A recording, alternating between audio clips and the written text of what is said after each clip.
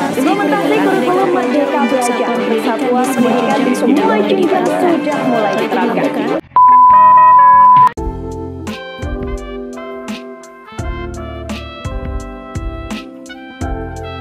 Baiklah, di sini saya akan menjelaskan jurnal dari Hairazi dan kawan-kawan, yaitu yang berjudul Pelaksanaan Asesmen Diagnostik pada Mata Pelajaran Bahasa Inggris Tingkat SMP dan SMA Negeri.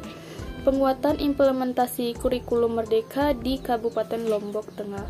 Saya sangat setuju dengan pelaksanaan asesmen diagnostik pada mata pelajaran bahasa Inggris ini di tingkat SMP maupun SMA, karena asesmen diagnostik ini merupakan proses yang digunakan untuk mengumpulkan data tentang kemampuan atau kinerja siswa dalam suatu area tertentu dalam konteks kurikulum Merdeka.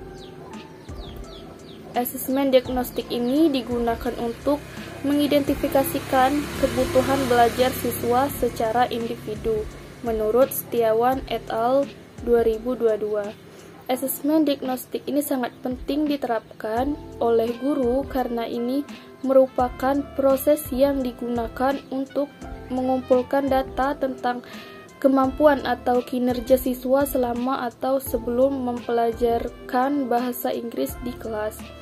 Dalam konteks kurikulum Merdeka, asesmen diagnostik ini digunakan untuk mengidentifikasikan kebutuhan belajar siswa secara individu. Dengan demikian, tujuan pengabdian ini adalah melatih guru bahasa Inggris dalam melaksanakan asesmen diagnostik di SMP dan SMA negeri dalam rangka sebagai penguatan implementasi kurikulum Merdeka.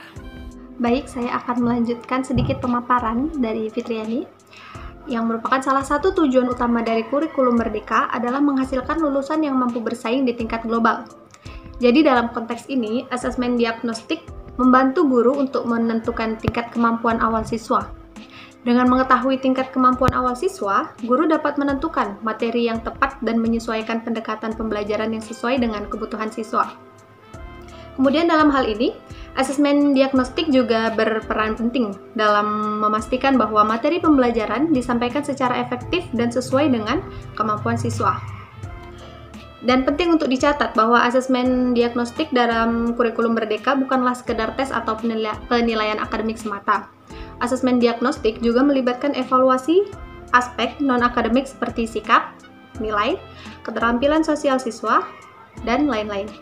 Jadi dalam hal ini, guru dapat menggunakan instrumen seperti kuesioner atau rubrik penilaian untuk mengumpulkan informasi tentang aspek non-akademik.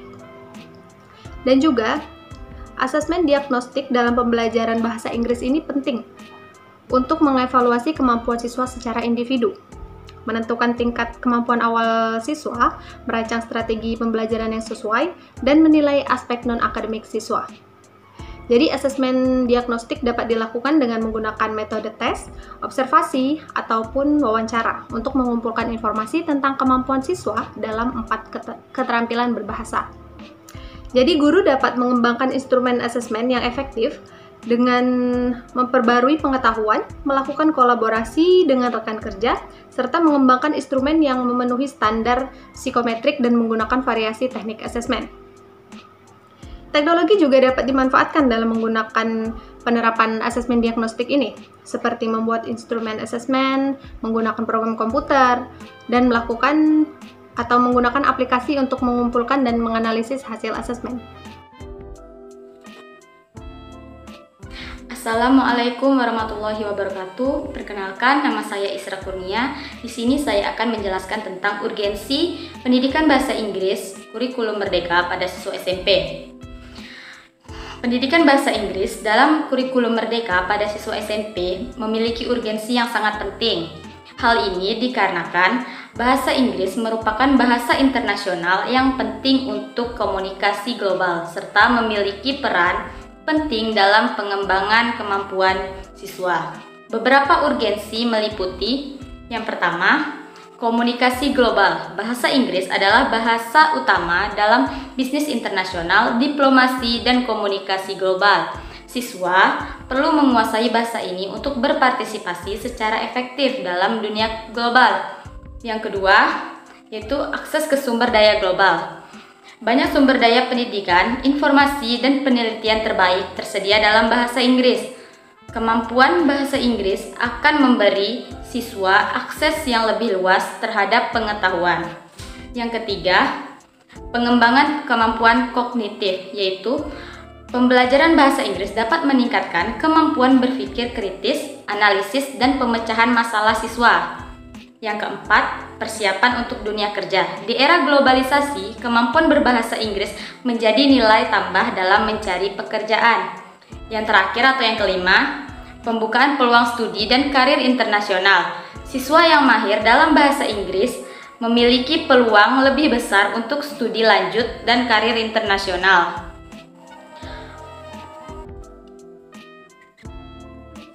Oleh karena itu, pendidikan bahasa Inggris yang efektif dalam kurikulum Merdeka sangat penting bagi pengembangan siswa di tingkat SMP.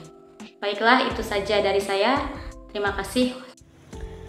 Assalamualaikum warahmatullahi wabarakatuh. Saya Trilestari. Di sini saya akan menyampaikan beberapa masalah yang mungkin dihadapi oleh guru bahasa Inggris SMP dalam menerapkan kurikulum Merdeka Belajar ini. Guru bahasa Inggris di SMP mungkin menghadapi beberapa masalah dalam pelaksanaan kurikulum Merdeka. Berikut beberapa masalah yang mungkin dihadapi oleh guru bahasa Inggris SMP beserta solusinya.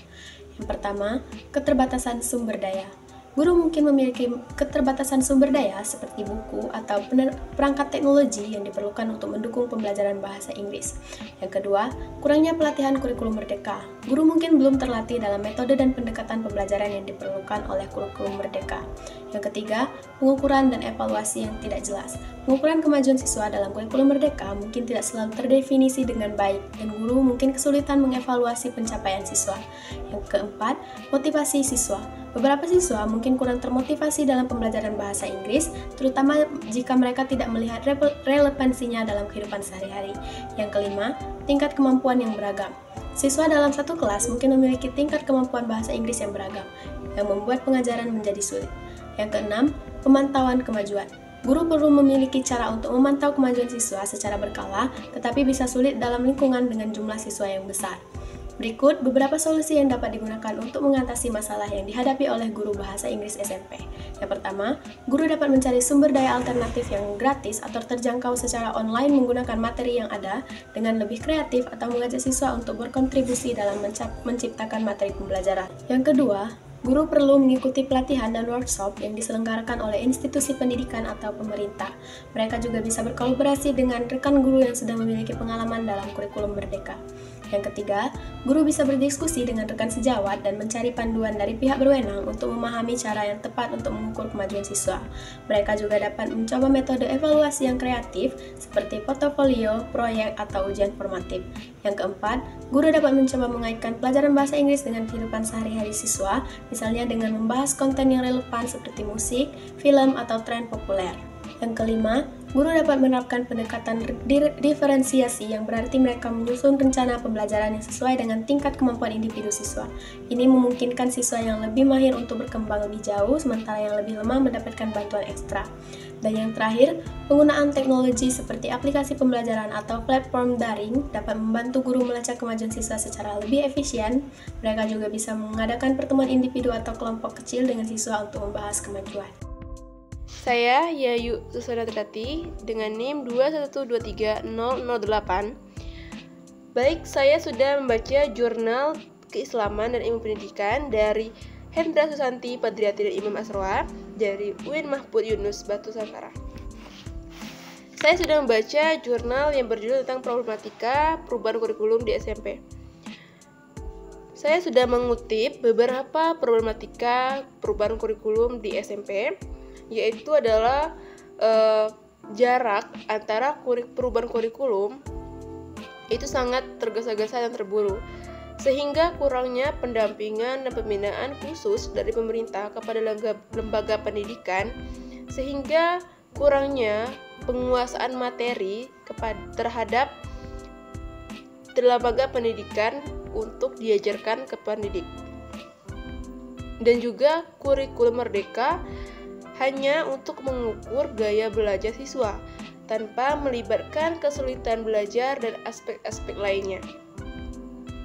menurut saya sendiri, untuk jarak perubahan kurikulum itu harus ada jarak yang jauh, sehingga penyesuaian terhadap tenaga pendidik dan siswa itu tuh stabil, sehingga tenaga pendidik bisa menyesuaikan diri dan masuk ke dalam kurikulum yang diterapkan. Jarak yang dekat dapat menyebabkan siswa-siswi merasa bingung terhadap pelajaran yang mereka tempuh, baik itu tingkat SD, SMP maupun SMA, karena setiap perubahan kurikulum harus adanya penyesuaian, sehingga pelaksanaan dan penerapan terhadap kurikulum dapat sesuai dengan yang telah ditentukan, sehingga penerapannya ataupun pelaksanaannya itu stabil terhadap siswa dan tenaga pengajar. Baik, itu saja tentang materi problematika pada saya ucapkan terima kasih. Baik, saya Dita Efriani dan saya akan melanjutkan pembahasan dari materi sebelumnya, yaitu problematika implementasi kurikulum merdeka di SMP Negeri 5 Padang Panjang. Kendala lainnya yang disampaikan oleh wakil kurikulum dan kepala sekolah adalah kendala yang berasal dari guru itu sendiri. Kepala sekolah dan wakil kurikulum SMP Negeri 5 Padang Panjang memandang bahwa guru-guru di sekolah tersebut masih sulit untuk menerima perubahan. Dalam hal ini, guru-guru kesulitan untuk menerima dan menyamakan persepsi mengenai kurikulum merdeka. Mereka tidak bisa merubah mindset mereka mengenai pergantian kurikulum karena sudah terlalu nyaman dengan kurikulum sebelumnya, yaitu kurikulum 2013. Selanjutnya, dalam pelaksanaan proyek, guru mengalami berbagai kendala yang menyebabkan kurang maksimal pekerjaan guru yang bertanggung jawab dalam mengampu pelaksanaan proyek. Hal ini dikarenakan kurang jelasnya pembagian kerja di antara mereka. Salah satu guru di SMP Negeri 5 Padang Panjang menjelaskan bahwa dia tidak memahami posisinya dalam pembelajaran berbasis proyek selain mengawasi anak. Hal ini terjadi karena tema pembelajaran proyek yang berbasis profil penguatan Pancasila yang telah ditentukan oleh Permendikbudristek tidak seluruhnya relevan dan dapat diintegrasikan dalam seluruh guru yang mengampu mata pelajaran. Hal inilah yang menjadi problematika dalam pengimplementasian kurikulum merdeka. Guru juga merasa kesulitan dalam memanfaatkan platform Merdeka Mengajar, memanfaatkan teknologi dalam mendalami pemahaman mengenai implementasi kurikulum Merdeka Belajar, serta memahami berbagai landasan hukum yang berkaitan dengan kurikulum merdeka. Problematika ini dapat timbul karena adanya kendala dalam diri guru itu sendiri yang kurang mampu memanfaatkan fasilitas yang ada dengan baik, atau karena adanya kendala yang membuat guru tersebut tidak bisa maksimal dalam menggunakan fasilitas yang dapat menunjang pemahaman terhadap kurikulum merdeka. Selanjutnya, jumlah jam pelajaran juga menjadi kendala yang menyebabkan problematika pada pelaksanaan kurikulum merdeka di SMP Negeri 5 Padang Panjang. Pada kurikulum merdeka, jumlah jam pelajaran pada kurikulum sebelumnya dikurangi 1 jam pelajaran dan digunakan untuk pelaksanaan proyek. Hal ini menyebabkan guru merasa kesulitan dalam melakukan pengembangan, pendalaman, dan penginternalisasian nilai-nilai kepada siswa. Hal ini juga dapat menyebabkan guru kesulitan dalam melaksanakan pembelajaran berdifferensiasi karena membutuhkan waktu yang cukup panjang karena kemajemukan, kemampuan, dan gaya belajar siswa di kelas. Baik, kita bisa menarik kesimpulan dari materi yang sudah saya jelaskan barusan, yaitu yang menjadi problematika dalam pengimplementasian kurikulum merdeka di SMP Negeri 5 Padang Panjang berasal dari segala aspek. Ada yang berasal dari guru itu sendiri karena keterbatasan kemampuan mereka dalam mempelajari, memahami, dan mengimplementasikan kurikulum merdeka belajar di SMP Negeri 5 Padang Panjang. Ada juga problematika yang berasal dari sisi pemerintah karena kurang maksimalnya sosialisasi terhadap kurikulum merdeka pada berbagai lembaga pendidikan. Seharusnya pemerintah lebih menggalakkan sosialisasi mengenai penggunaan kurikulum merdeka dalam pendidikan di Indonesia. Baik, sekian penyampaian materi dari saya. Wassalamualaikum warahmatullahi wabarakatuh. Oke, baiklah, saya akan menjelaskan penjelasan materi selanjutnya. yang dimana kami mendapatkan link yang berjudul itu Proses Pembelajaran Bahasa Inggris di SMP Negeri Pekanbaru Provinsi Riau. Nah, dalam kurikulum tingkat satuan pendidikan atau bisa disebut KTSP, dijelaskan bahwa pembelajaran bahasa Inggris di SMP ditargetkan agar peserta didik dapat mencapai tingkat fungsional, yaitu dapat berfungsi dengan baik dalam hidupnya, baik melalui jalan komunikasi lisan maupun tulis untuk menyelesaikan masalah sehari-hari. Dengan demikian, guru perlu dalam proses pembelajaran bahasa Inggris menetapkan tema-tema esensial yang wajib dikuasai siswa pada tingkat fungsional tersebut. Nah, tema esensial yang wajib dikuasai siswa tersebut hendaknya disusun atau dikembangkan dalam proses pembelajaran berdasarkan kebutuhan siswa agar mampu berkomunikasi sesuai dengan kompetensi dasar yang telah ditetapkan dalam KTSP. Nah, tema esensial tersebut antara lain berdasarkan kosakata yang minimal dipersyaratkan untuk dikuasai siswa dalam lingkungan dengan tata bahasa atau pola kalimat yang dapat diterima atau bisa disebut dengan acceptable dengan sesuai dengan dan sesuai dengan tingkat dan jenjang pendidikan di SMP. Oke, sekian dari saya. Terima kasih. Baiklah, di sini saya akan melanjutkan penjelasan tentang temuan dan pembahasan. Oke, pada temuan dan pembahasan ini akan membahas tentang bagaimana cara seorang guru dalam proses mengajar peserta didik, terkhususnya adalah anak jenjang SMP. Di sini ada 3 poin. Yang pertama adalah temuan perencanaan pelaksanaan pembelajaran atau disingkat RPP. Kedua, pelaksanaan pembelajaran. Dan yang ketiga adalah evaluasi dalam pembelajaran. Karena di sini saya akan menjelaskan tentang temuan perencanaan pelaksanaan pembelajaran atau biasa disingkat dengan RPP. RPP ini sangat penting dan sering masyarakat ataupun tenaga ajar banyak yang belum paham dan belum mengerti cara membuatnya. Padahal ini sangat penting dalam rancangan pembelajaran. Mau bawa gimana sih cara mengajar guru efektif, gimana sih cara menyesuaikan bila muridnya kayak gini. Akan benar dikatakan Nana tahun 2002 bahwasanya secanggih apapun teknologi dan metode atau media pembelajaran, tetap kehadiran seorang guru itu tidak akan pernah bisa tergantikan oleh mesin dan juga teknologi. Karena apa? Karena guru bisa kondisional, bisa menyesuaikan dengan muridnya dan juga kayak problem-problem yang sering terjadi pada setiap sekolahan, khususnya adalah jenjang SMP.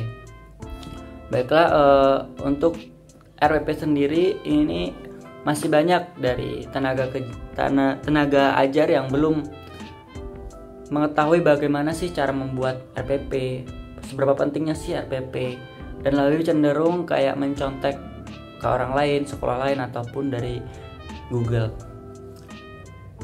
Dan ini harus sama-sama menjadikan bahan pelajaran dan juga bahan evaluasi untuk lebih lagi mengedepankan dan mengutamakan pemahaman tentang pentingnya RPP. Untuk yang kedua adalah pelaksanaan pembelajaran. Dalam pelaksanaan pembelajaran, kemampuan yang ingin diungkapkan adalah kreatifan guru dalam menciptakan dan menumbuhkan keterlibatan siswa dalam kegiatan belajar sesuai dengan rencana yang telah disusun dalam perencanaan. Dalam pelaksanaan pembelajaran bahasa Inggris ada beberapa hal yang diteliti, diantaranya adalah pengajaran dan mengelola kelas. Oke, saya di sini akan coba menjelaskan memulai pembelajaran. Ada guru yang menyuruh muridnya itu membaca materi, membaca buku, dan juga ada yang menyuruh dengan menyimpulkan materi, boleh materi sebelumnya atau materi yang sekarang. Itu yang saat ini yang dominan diterapkan oleh guru, dan itu bisa menjadi evaluasi apakah metode seperti itu sudah termasuk efektif dalam meningkatkan mutu pembelajaran, apalagi dalam jenjang SMP yang sering masih dikaitkan dengan masih bau-bau anak-anak. Nah, itu akan menjadi evaluasi bersama. Kalau menurut pendapat saya pribadi itu kurang efektif ya, karena seorang guru harus bisa memberikan metode pembelajaran sesuai dengan kondisi dan kemajuan teknologi. Jadi itu terlalu monoton jika murid hanya disuruh untuk membaca lalu menyimpulkan, itu kurang menarik. Bisa dengan contoh ditanyakan atau dilibatkan dengan aktivitas atau kegiatan sehari-hari mereka, itu mungkin lebih membuat mereka menarik dan juga membuat mereka lebih enjoy dalam menikmati kelas. Untuk selanjutnya adalah mengelola kelas. Mengelola kelas ini juga penting bahwasanya, jadi bukan cuma tenaga ajar, media dan juga materi yang disampaikan, tapi juga kondusifan atau lingkungan pembelajaran itu juga sangat penting kan. Jadi untuk mengelola kelas mungkin sudah biasa ya kalau duduk seperti biasanya, guru di depan, murid kursinya ditata sedemikian rupa, itu mungkin sudah biasa. Nah, coba mungkin dirubah menjadi letter U sehingga semua murid bisa kelihatan dan juga guru bisa memantau setiap aktivitas mereka, apakah ada yang ngobrol, apakah mereka menyimak dengan benar gitu. Atau mungkin bisa juga bila murid yang sering ngobrol-ngobrol atau sering rame dipindahkan ke depan sehingga bisa lebih terkontrol. Selanjutnya adalah menentukan metode pembelajaran. Nah, metode pembelajaran ini penting untuk ditentukan. Mau dibawa kemana sih arah pembelajaran ini? Atau enjoy tapi mudah dipahami, atau menggunakan media ini supaya lebih mudah dipahami dan sebagainya. Nah, untuk metodenya ini sangat banyak ya kawan-kawan. Bisa metode bermain sambil belajar diselingi ice breaking, belajar dengan lagu, misal materinya berhubungan dengan musik, bahasa Inggris, misal belajar sambil praktik. Jadi belajar ini langsung dipraktikkan seperti ini, dikaitkan dengan aktivitas siswa sehingga bisa menarik perhatian dan juga tidak bosan atau boring.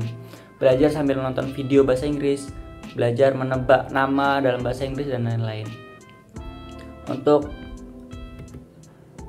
materi selanjutnya adalah media yang digunakan. Jadi media itu penting.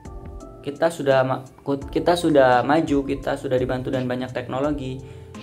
Tidak seperti guru zaman dahulu yang medianya cuma hanya buku dan juga metode ceramah.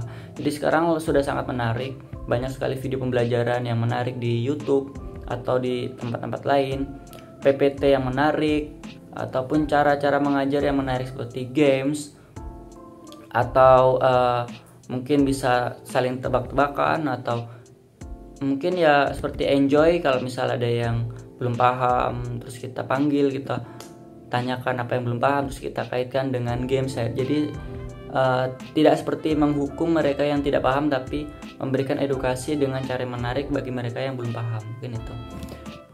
Dan terakhir adalah evaluasi dalam pembelajaran. Jadi evaluasi sangat penting dalam hal apapun, terutama dalam hal pembelajaran, karena evaluasi itu gunanya adalah untuk membangun dan juga menjadikan tolak ukur apakah yang sudah kita lakukan sudah benar atau salah, apakah sudah menuju ke efektifan atau belum. Nah, dalam setiap pembelajaran itu harus seorang guru itu menulis evaluasi apa saja kemajuan setelah melakukan metode ini, apa saja kekurangannya, apa saja yang belum tercapai. Itu sangat penting untuk dicatat dan juga untuk sama-sama dievaluasi. Mungkin itu bisa saya sampaikan. Terima kasih. Dan benar dikatakan oleh Nana tahun 2002 bahwasanya secanggih apapun teknologi dan seberapa kompleks atau membantunya suatu metode pembelajaran teknologi pembelajaran,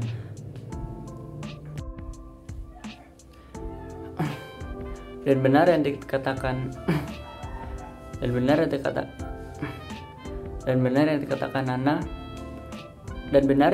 Nana tahun 2002 bahwasanya secanggih apapun teknologi dan seberapa membantu apapun media pembelajaran, hadirnya seorang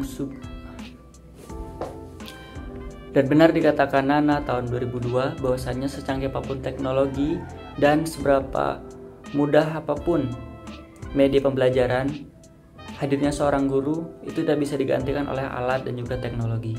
Karena apa? Karena guru bisa mengkondisionalkan dengan karakteristik siswa dan juga statement yang terjadi.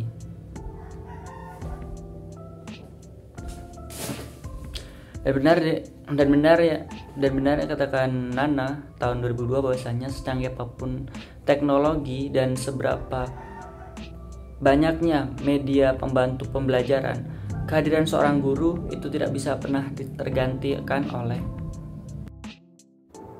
Assalamualaikum warahmatullahi wabarakatuh. Halo semuanya, nama saya Viola Karnialisari. Saya akan menyampaikan materi saya, yaitu capaian pembelajaran bahasa Inggris pada fase D untuk anak SMP dan sederajat. Seperti yang kita ketahui, bahasa Inggris adalah salah satu bahasa yang dominan digunakan secara global, baik dalam pendidikan, bisnis, politik, dan lain-lain. Karena hal itu, pembelajaran bahasa Inggris fokus pada 6 keterampilan berbahasa, yakni menyimak, berbicara, membaca, memirsa, menulis, dan mempresentasikan secara terpadu dalam berbagai jenis teks. Pembelajaran bahasa Inggris pada jenjang dasar dan menengah diharapkan agar peserta didik berhasil mencapai kemampuan berkomunikasi dalam bahasa Inggris sebagai bagian dari life skill. Mata pembelajaran bahasa Inggris bertujuan untuk memastikan peserta didik dapat melakukan hal-hal seperti: pertama, mengembangkan kompetensi komunikasi dalam bahasa Inggris dengan berbagai teks multimodal seperti lisan, tulisan, visual, dan audiovisual. Yang kedua, mengembangkan kompetensi interkultural untuk memahami dan menghargai perspektif, praktik, dan produk budaya Indonesia dan budaya asing.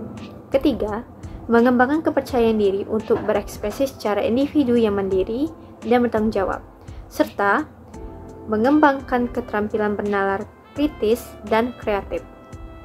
Mata pembelajaran bahasa Inggris mempunyai karakteristik seperti: pertama, jenis teks yang digunakan untuk bahasa Inggris umum itu beragam, disajikan dalam bentuk teks tulisan, teks lisan, teks visual, teks audio, dan teks multimodal.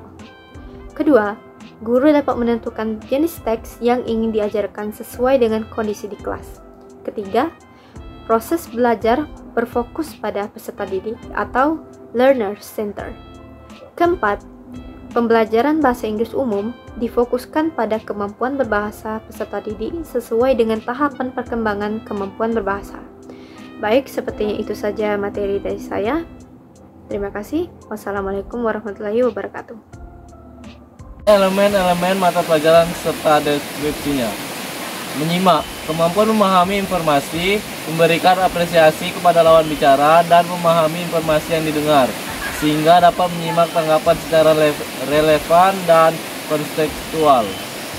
Membaca, kemampuan memahami, menggunakan, dan merefleksi teks sesuai tujuan dan kepentingannya untuk mengembangkan suatu pengetahuan dan potensi secara seseorang agar ia dapat partisipasi dengan masyarakat. OECD 2000. Memirsa, kemampuan memahami, menggunakan, dan merefleksi teks visual sesuai tujuan dan kepentingannya. Berbicara, kemampuan menyampaikan gagasan, pikiran, serta perasaan secara lisan dengan interaksi sosial. Menulis, kemampuan menyampaikan, mengomunikasi gagasan, mengapresiasi kreativitas, dan menciptakan dalam berbagai genre teks tertulis. Mempresentasikan, kemampuan memaparkan gagasan secara fisik, akurat, dan dipertanggungjawabkan dengan cara komunikatif melalui beragam media visual, digital, dan audio visual, dan dapat dipahami oleh pendengar. Pada pembelajaran bahasa Inggris umum di fase A difokuskan pada pengenalan bahasa Inggris dan kemampuan berbahasa Inggris lisan. Pada fase B, pembelajaran difokuskan pada kemampuan bahasa Inggris lisan, tapi mulai dikenalkan bahasa tulisan. Pada pembelajaran fase ini, guru perlu membantu peserta didik memahami baca bahwa cara pengucapan bahasa Inggris dengan penulisan berbeda. Pada fase C, di tingkat akhir jenjang SD, MI, program paket A, pembelajaran difokuskan pada kemampuan bahasa Inggris lisan. dan tulisan pada pembelajaran bahasa Inggris umum di fase D, SMP, MTS, program paket B mempelajari berfokus pada penggunaan bahasa Inggris lisan dan penguatan kemampuan berbahasa tulis.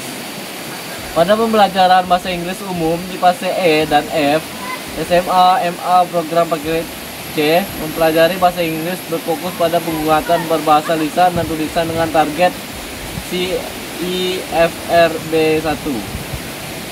D. Capaian pembelajaran bahasa Inggris fase D, SMP sederajat. Peserta didik menggunakan teks lisan, tulisan, dan visual dalam bahasa Inggris untuk berinteraksi dan berkomunikasi dalam konteks yang lebih beragam dan dalam situasi formal dan informal. Peserta didik dapat menggunakan berbagai jenis teks seperti narasi, deskripsi, prosedur, teks khusus seperti pesan singkat, iklan, dan teks otentik menjadi rujukan utama dalam mempelajari bahasa Inggris di fase ini. Elemen menyimak atau berbicara. Pada fase D, peserta didik menggunakan bahasa Inggris untuk berinteraksi dan saling bertukar ide, pengalaman, minat, pendapat, dan pandangan dengan guru, teman sebaya, dan orang lain berbagai macam konteks familiar yang formal dan informal. Dengan pengulangan dan penggantian kosakata, peserta didik memahami ide untuk utama dan detail yang relevan dari diskusi atau presentasi mengenai berbagai macam topik yang telah familiar dan dalam konteks kehidupan di sekolah dan di rumah. Elemen membaca, memirsa. Pada fase D, peserta didik membaca dan merespon teks familiar dan tidak familiar yang mengandung struktur yang telah dipelajari dan kosakata yang familiar secara mandiri. Mereka mencari mengevaluasi ide utama dan informasi spesifik dalam berbagai jenis teks. Elemen menulis, mempresentasikan. Pada fase D, peserta didik mengomunikasikan ide dan pengalaman mereka melalui paragraf sederhana dan tertulis, menuju perkembangan dalam penggunaan kosakata spesifik dan struktur kalimat sederhana.